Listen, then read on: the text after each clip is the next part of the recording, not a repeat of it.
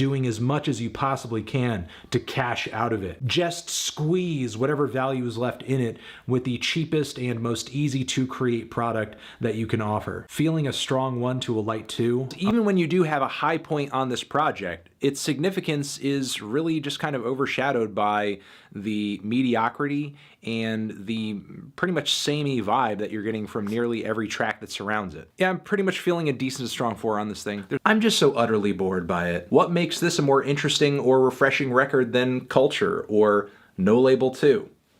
Not really anything. I'm feeling a strong 4 to a light 5. Most of the stuff that I liked about this record doesn't really have much directly to do with Quavo, which I think really says a lot about the quality of this album.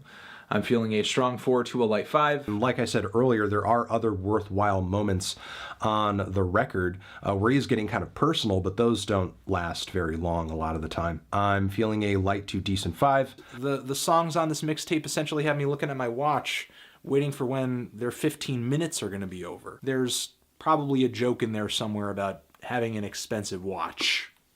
I'll let you guys make that.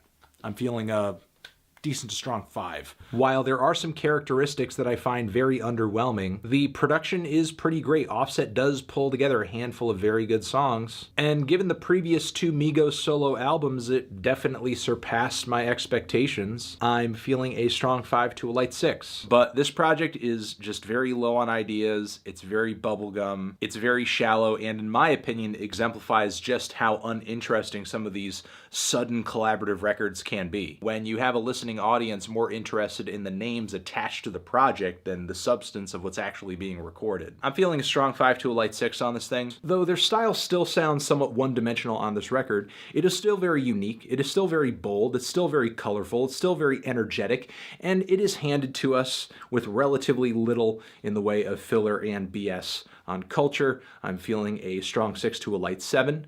On this one, some pretty good and pretty infectious hooks here and there, as well as some freakishly cutthroat one-liners. I thought this project was pretty solid, more bangers than snoozers on this thing. I'm feeling a light 7 on this thing.